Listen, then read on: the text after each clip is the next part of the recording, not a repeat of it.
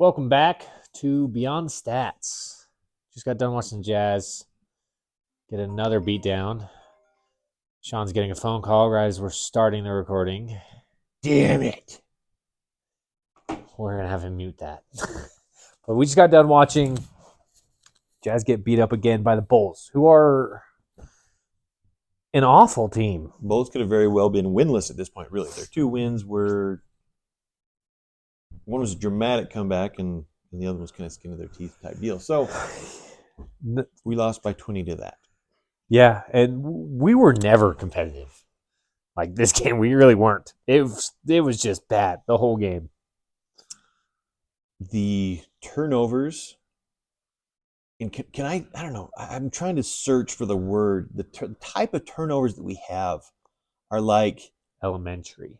You know the movie Along Came Polly? Yeah. Where, make it rain. White chocolate. Yeah. That dude. That's the type of turnovers that we have. Yeah, no. Yeah. I don't know any other way to say it, man.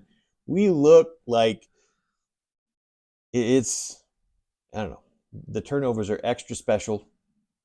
They make it so that we can't really even be in the game. I mean, what was it in the post game they brought up the point that we were a negative 29, did they say?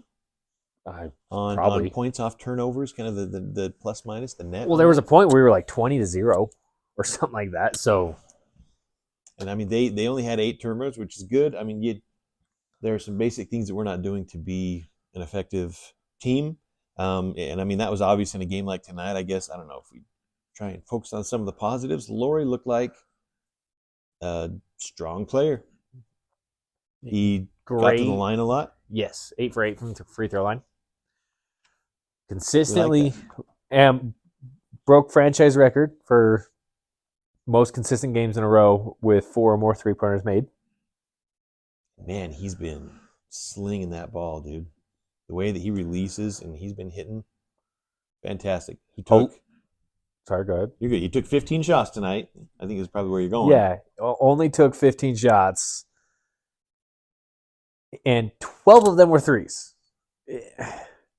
I'm cool with him taking 12 threes, but if he takes like 25 shots, right, especially on a night's night, right? He went 8 for 15, shot over 50%, and only took 15 shots, and had 29 points. Right, like this is one of those games where he should have scored 40. And he was aggressive on the boards, right? Yes.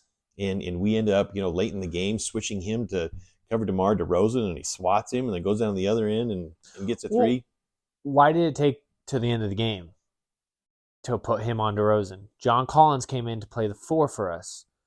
Why are we then having him guard their 3? Throughout almost the entire game, Collins is guarding the more shifty player in DeRozan instead of Patrick Williams, who's more big and physical, and Markkanen, in my opinion, should be guarding DeRozan. Put his length on him. He's athletic. That's why we're playing him on the 3, right? He can guard a 3. Instead, we put him on either Patrick Williams or at some points we put him on Zach LaVine, which is just asking Markkanen to get dominated. That's a tough guard. It really is. I would say that the story, well, I mean, Markkanen did well. Olynyk almost had a triple-double. Really good game. Good to see all the playmaking out of him and his extra special flops. We finally played him at the 4 for a tiny bit, but we finally freaking played him at the 4, and whoa, Walker Kessler got 30 minutes. Walker Kessler had, 15 and 15? That's 14 and 14? The story of the game was Walker Kessler. And his energy and the amount of times that he would make some intense effort to make the play and it doesn't quite work, and he sprints down the other end, or the time that he kind of gets knocked down and he does a push-up to get right back up, and I'm like, that's the body language that I wanted to see, man. That's who we've been waiting to find, and he got more minutes because of it. But, man, there was the little bit that we got to see, Olynyk at the 4, Markkanen at the 3, Kessler at the 5, bringing these guys in and not just forcing Olynyk to only play the 5, looked better. Yeah, the story of the game was definitely Kessler to me. And, goes 1 of 2 from 3. Liked, his blocks and just his activity. And kind of back to what we're hoping that we can count on him, count on him in the future. So, And he's a guy, I mean, we've even been harping on, right, that he needs to be better. And he was better. yeah, the energy was there. I loved it. And once again, we're not asking for perfect performances, but continue on from where he left off last year is what we would like to see. Yes. Yeah. And that was the big thing that you mentioned, right? His energy. His head was held high. He was confident and ready to go. He was ready to take on that challenge Yeah. and came out on his end of it on the better side of it. I think he ended up with 4 blocks. Is that what it was? Yeah. That's a good performance from him. And getting his minutes back are key to what we need to do. I think that we need to move around Collins sometimes playing the 5 or getting in a situation where he can be a rim runner on some pick and rolls and do some smart things offensively there. We have to be careful that he doesn't get matched up to a rebounding monster like Drummond. We have to watch out for matchups like that. And that's the thing is we have a team that should be built to be able to adjust depending on what matchups are going to look like. We just told John Collins to try to go guard and box out and fight with a 280-pound Andre Drummond throughout most of this game. Who's known historically as a monster rebounder. He puts up stats like crazy numbers on rebounding. And it's not a coincidence that at that same time where Collins is now in that bad matchup, he has his worst rebounding game of the season. Yeah. He had a couple of spells during the game where he was still, being strong offensively and hitting some face-up jumpers and doing some things because he's a veteran player. He's a decent player. I think that we're still searching to figure out how to really optimize him on this team. So, but we do need to get back to Kessler's minutes being high. Yeah. We do need to get back to Ochai's minutes being high. But man, seem like we're so far away from that. It's just frustrating. Well, and it's like this game, for example. He doesn't get any minutes the first quarter. Second quarter, okay, he comes in, first 4 minutes, and plays very effective minutes. He doesn't really put up any shots or anything like that. Plays really strong defense, has a couple really good plays defensively, very active on the boards, gets pulled after 4 minutes. He has one where he gets blown by, but then he comes down on another and puts a monster swat on Levine, dude. That was tough. And so it's like, so he then comes back in and he kind of throws up a couple quick shots. And it's like, I don't blame him. I don't blame him for throwing it up because the guys who are just throwing up shots are the guys who are getting on the court. So, yeah, I don't blame him in that at all. I think if we were to do an overall synopsis of the problems with our lineups that we've had so far, and we've talked about it in past shows where it's affected Kessler and Agbaji the most with their minutes and with their flow as far as understanding a role and being a part and how that can mess with you psychologically. Yeah. An overall synopsis of that is that we've got to get away from trying to play every one of our combo guards, which forces Ochai to the 3 and sometimes the 4 in these small, crazy lineups. That is not worth, one is not worth the other. It's experiment done over. Let's reduce some of the minutes of these combo guards. We're talking about Tucker, Sexton, Clarkson. Yeah. And let's get Ochai back to his minutes where he needs to be so that we can be stronger defensively. We gave up 52% shooting from the 3-point line tonight. Yeah. We've got to have some defensive guards out there playing. I know that it's very difficult to be in Dunn's camp right now because he's turning the ball over so much and he's he isn't consistently hitting that tough floater in the lane that he was. But when he comes in, the ball moves so much better and he's so strong defensively. I'm hoping that he can get back to that because he really can make a difference on our team. But we've got to get back to having some defensive guard presence and get away from this combo guard experiment. Hurry, trade somebody or just admit that it's a loss on some of these salaries. I don't know. Yeah, because and that's the thing. We are starting 2 combo guards, and our guard lineup tonight had 10 assists combined. Great. Had 10 turnovers combined. Awesome. Not just turnovers. They're awful. Make it rain. Yeah. Turnovers. And the thing is and for you guys, when we're talking about how bad the turnovers are, it's either just stupid, what are you doing kind of turnovers, or it's dribbling into a bad situation, turning, not knowing what to do, and then just kind of throwing it to the top of the key. Well, there's another fast break. I mean, there was a moment in the game where Clarkson dribbles into the key, gets like triple teamed, doesn't really know what to do, kind of stands there for a sec, turns and just kind of throws it out of bounds, and then just turns and gets mad at somebody else. And it's like, who are you mad at? How are you mad at anybody but yourself? And not even to mention how many times do we see, and Tucker seems to be the worst offender at this, where a teammate will have the ball and he will run from across the court to the person that has the ball, bringing his defender, closing down more space. It's really frustrating to watch. It's when something to watch during the games, I guess. When Markin and Collins started all of a sudden getting to the rim, and there was a little bit of a stretch, our guards on the floor at that point were Sexton and Keontae George. Because Keontae George is not just sprinting to the ball the whole time. Our point guard at the time, Keontae George, can actually space the floor.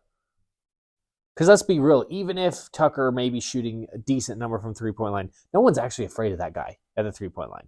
Yeah, he's down to like 32% this year, and it'll be down in the 20s soon. We know it's going to be there. That's where he's been all 5 years of being a pro. Yeah, and in college. To get this team better, to get Markman and John Collins better, who are the two best players on this team right now. Right now, they need to be able to get the ball driving towards the rim, but they need the space for that. They never catch the ball with space because Clarkson or Tucker are consistently just standing kind of behind them or coming to them, like you said, and bringing their guys to them. It has to be seen by the coaching. It's something that's got to be seen. I'm hoping our front office is seeing it and is doing something about it. Yeah, there's got to be some stuff done. There's, like I've said before, we are in a consolidation war right now with trying to upgrade some of our players and either use some of our draft picks that we have in the future that we have so many of, or being willing to spend more on salary. And these are some of the things that are on the horizon for us that have to happen. Right now, we're in a situation where we're not able to really use the talented pieces that we have on the team fully. I think that we could do better than we are. How far can we go right now? It's like somebody commented, we're one good guard away from the play-in, right? Which I found quite funny, but it's where we are right now. Realistically, we, maybe push that to just out of the play-in, but that's who we are right now. But I'm okay with that if we're building for something. Several people have mentioned in the comments on, hopefully we're playing Tucker because we're just trying to trade him. At this point, who the heck wants that guy? With the way he has played, he started better than normal, better than I expected. And now it's just getting worse and worse. Like, legitimately, who will actually put up a good trade for that guy right now? There's an argument you can make of your playing time that you reward players with and the roles that you give them in a lot of ways becomes a self-fulfilling prophecy. In other words, this year when we took away Ochai's minutes, when we, and I'm not saying he has to play 30, 35 minutes a game, but all of a sudden you destabilize his role and his position on the team and he comes out and shoots a lot less. You give a whole ton of playing time and a whole ton of usage minutes and a whole ton of, moments pounding the ball to Taylor Horton Tucker, his numbers go up for a little spell, but it eventually evens out. Yeah. So these are things that we know kind of where those numbers are going to end up. And it's time to invest in a little bit more of a defensive guard lineup. I was one at the beginning of the year saying I either want to have Dunn or Ochai Agbaji on the court at all times. Yeah. In some sort of a combination with some other scoring guards. And we know the chemistry that Ochai and Keontae George have on the court together. They showed it not just in the Summer League. They've shown it through the first now 8 games. When they are playing together, the ball moves so much better. Everyone else on the court looks better on the offensive side of the court when those two are playing together. Everybody on the court gets more touches. the spacing is better. All of a sudden, the Ke- windows are maximized. Keontae looks better when he's playing with Agbaji because he has a better understanding of how that guy is next to him is going to play. If you watch each of the games, Keontae's best minutes, arguably, are when he's on the court with Agbaji at the same time. The tiny bit that we saw with Agbaji, Keontae, and Markkanen have been fantastic minutes. It'll be interesting to see the numbers on those. The other combination I like is I like when Dunn plays with Keontae George because Dunn treats it like he's big brother taking care of little brother. I He agree. looks for him, tries to set him up, I agree. tries to get him going. So I like those moments as well. So, I mean, the positives that we are kind of seeing out of all the murkiness of this swamp so far this season. Last year we started 10-3, right? That was the crazy number, right? Yeah. This year I think we'd probably be happy if we're 3-10. Yeah. Out of the first 13. We're what, 2-6? 2-6 right now. We got Memphis coming up. There's always a hope. There's always a hope for that third win. Freaking love Memphis. Yeah, but man, I don't know. You mentioned we need to get better defensive lineups on the court. Going into this game, I believe we were the 26th rated defense, and it got worse. So at best, we are still the 26th ranked defense. Yep. And watching out there a player like Zach LaVine, who is playing kind of half effort right now with Chicago. That locker room is horrible. The relationships are not good. Would he make us better? Dang right he would. Big time. Yeah. Big time. We'd probably have to give up some pretty good, players to get him. That's something that would be worth it as long as we're not, giving away any of our players that we consider to be our core players that are special and too many draft picks. I think there's ways to do it, but he would make us better. What's funny is my dad mentioned one of the times when we were talking about Zach LaVine. He kind of made a quick mention of like, would it be bringing in another guy who's not really getting assists and stuff like that? And it was like, would you rather Zach LaVine taking these shots or Talon Horton Tucker? And that's when he was kind of like, I guess that's true. Yeah. And he's not a perfect player, right? There are some knocks on him out there. Doesn't play defense, but sure plays defense better than our two guard. That's true. So it would make us better right away. We'd have to measure it to see if there's enough value in that trade. And I, to be honest, I trust our front office in being able to measure that. I don't see any reason why not to. But that's a situation that would make us quite a bit better. I think there are some things that you could include in that to make it so that we don't have to give up so many draft picks, which is important. So we have to trade two of our 6 guards. Sexton, between the 6, Agbaji, Sexton, Clarkson, Tucker, Chris Dunn, and Keontae George. Those are 6 guys that realistically should be getting good minutes at a guard position. We need to get 2 of them at least off the team. So we're not stuck trying to do this weird Agbaji 3, Chris Dunn at the 3 sometimes, Clarkson at the 3 sometimes. If we can consolidate that to 4, just 4 of them, you're going to have more of a consistent rotation at their guard lineup, which is it helps them mentally prepare for games. It is hard as a ball player to prepare for a game that you don't really know how it's going to look for you. You don't know if you're going to play 5 minutes or play 25 minutes. You don't know how many of those minutes are going to be at the 2 or at the 3 or at the 4 even. Those are all things that can affect a guy and his playing. Those are all things that affect then the other players around them. Yeah. And that's the tough life of a, kind of lower mid-level player in the NBA. That's tough. And to be honest, the contracts of Clarkson are appealing because his contract goes from 25 this year to 14 next year. That's big time. He has a very team-friendly contract. Talon Horton Tucker is an expiring contract. He makes 11 this year. That has value there, right? So that's probably why those 2 would be the ones that would be more likely to be moved. I don't think that we would allow Keontae to be moved at all at this point. I think that he has too much of a... I think Keontae George is the only one that I feel is safe from a trade out of those 6 guards. Yeah, I think you're right. That'd be interesting to see.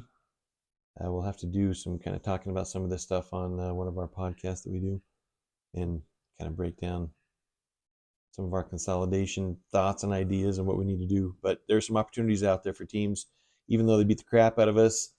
The perception is that we're a team that's already blown it up and ascending, and they're a team that's on the way down. Yes. Yeah. They are ready to blow it up. Yeah. Another thing that happened tonight that hasn't happened all year for him is Patrick Williams starts hitting shots. All of a sudden, yeah. All of a sudden, he's like, he hadn't hit a three. I think it was like the first 6 games of the year. So I don't know, some crazy stat. But all of a sudden, he's chucking in shots on us. That's what our defense is doing, teams, right now. There some adjustments have to be coming. How soon? I don't know how much longer I can take. I don't know. I don't know. It kind of goes back and forth with me, but I like looking for kind of some of the bright spots. I like seeing Kessler come out. And tonight. That's the thing is frustrating and pissed off. I was watching this game. I loved watching Walker Kessler. I loved watching Olenek freaking almost triple double. I loved watching Larry Markkinen. There are still things about this team that I absolutely love. It's just the frustrations with it to start this season that when I heard our starting lineup, I knew I would have. And just trusting and hoping that what we are all thinking is what's actually going to happen, which is actually being played out. But it's something that I don't know how long we're going to have to wait to really find that out. Tough steps, man. In the meantime, Philip Seymour Hoffman. Rest in peace, buddy. Yeah, we got the reincarnation. If you guys haven't seen Along Came Polly, you need to go check it out. You'll understand exactly. It'll make a ton of sense. It'll click. So you got go watch that movie, and then comment and we'll know. Comment white chocolate, and we'll know. White chocolate. White chocolate. Make it rain. Thanks, guys. See ya.